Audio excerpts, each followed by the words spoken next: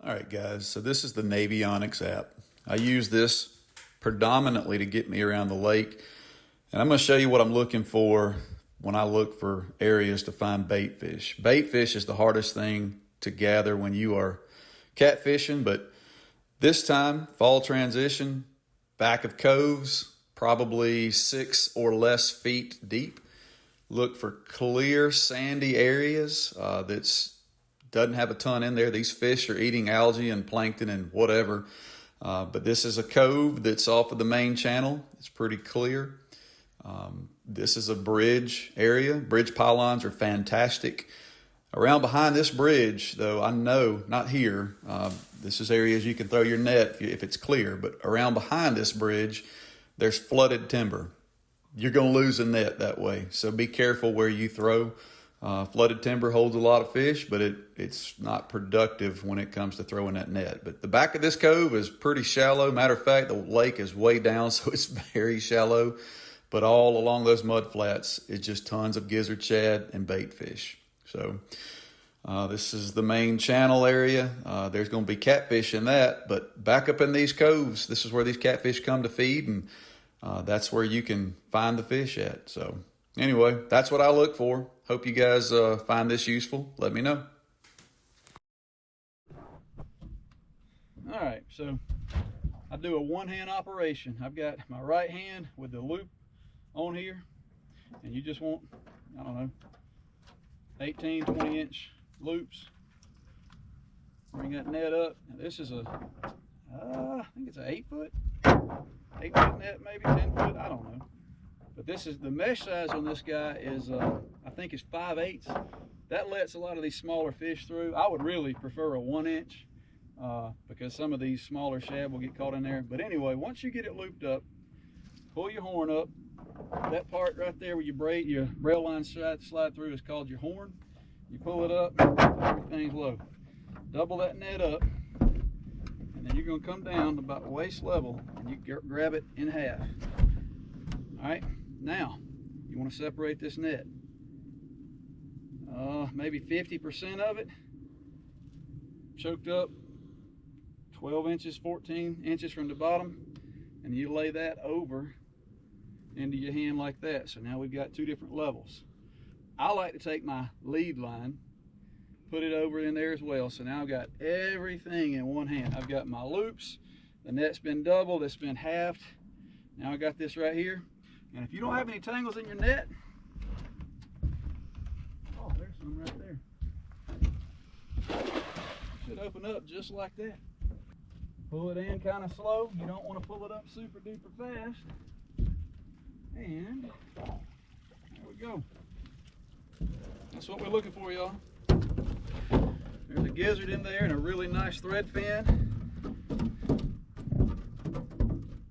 All we need. Throw him in the water. All right, so that right there is what we're kind of looking for. See those little dots there, and over here I'm seeing a pretty good bit of bait and shadows over here. Anyhow, that's kind of right around you start seeing that, start throwing your net. All right, so back of these coves, it probably ain't gonna happen while I got the video running, but I'm just looking on the surface, and I'm not looking for anything but a little bit of movement. It's like trying to catch lightning in a bottle. There's one over there, but you're just looking for a flip, and these shad they'll tell on themselves. They'll just flip. So all it is they're coming up, and their tail is kicking over. Nothing to it. There, keep missing them. One right there, kind of in the back of this cove back there. But anyway, it doesn't take much, but one flip, and if you will get over there and cast right around that flip, there's shad there. These gizzard shad will school up. So if you see one, you know there's probably 10 or more. But anyway, yeah, these coves during this fall transition, they're going to be loaded. Every one of the coves is shallow water. They're plankton eaters, algae eaters, I don't know, they won't bite a hook, I can tell you that, but these gizzard shad are going to get back in here. There's a pile of them back there. Oh my gosh, they're all the way back there. That's skinny water back there. I can't get my boat quite that far. That was a bit bigger of a fish. That wasn't a flip. But anyway, this is what you're looking for. There went one right there. Maybe we got that one on camera. Maybe.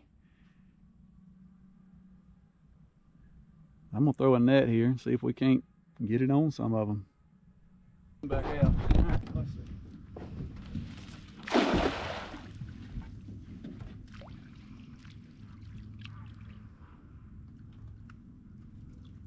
Pull it to you. Oh yeah.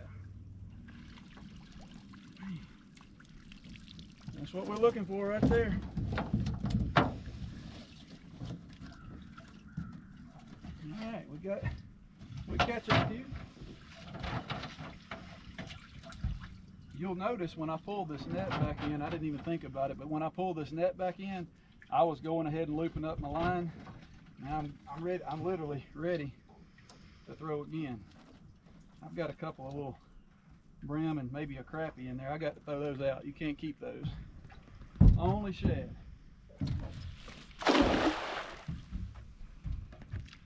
Oh, it's shallow right here. I got to get back into that channel. Here we go again. Just take your loops. This doesn't have to be super duper tighty, but if you get it kind of sloppy, you'll tie a knot in your line. Pick your horn up. Let that kind of dangle down. You want that to be spread out really good. Double this over. Grab it along through there. Okay, that's it. About 12 inches. 14 inches, 16, somewhere along in there. Take that and then roll it over into your hand. Now I've got everything here. There's a lead line, your lead main line there. Roll it over. There's a little bit of a tangle right there. Man, the water's nasty. So anyway, you take this right here and let's see if there's any fish around here. I just saw one flip right there, but he's outside of my casting. Wasn't a pancake, but it'll do. That net needs to be that way. If you pick straight up on that net, it will not work right. But you just take that and kind of pull it in slowly straight to you. And then once it gets closed, pull it in quickly. Holy cow.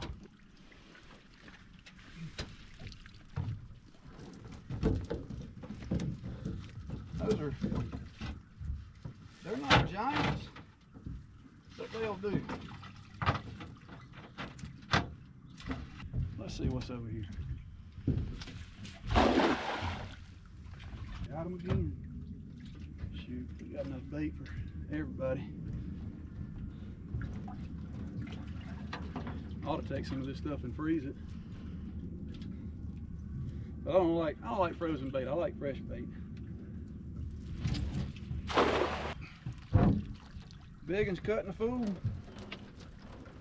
There's your big gizzard shad right there, y'all. So they're falling out of your net. That means you got a hole in your net. All right, let's go fishing.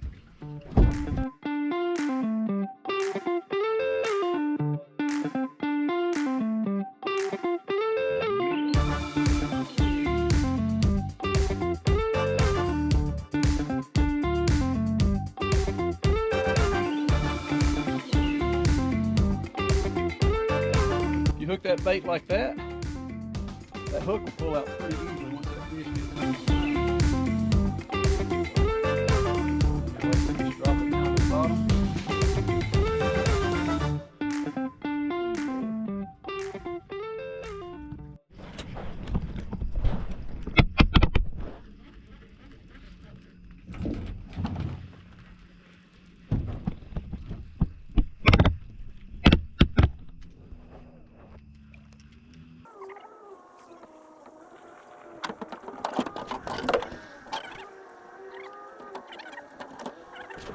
See that?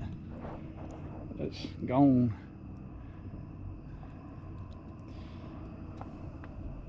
That's a blue fluke.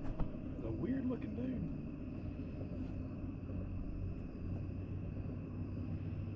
Huh.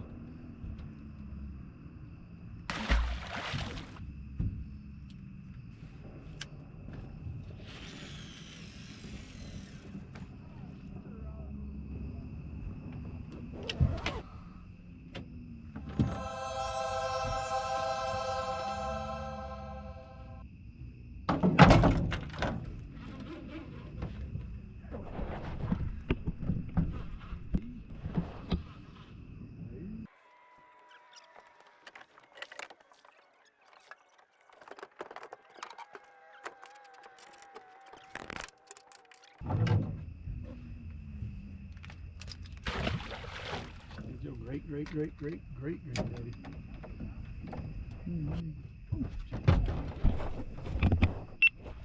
I think that's a big old car.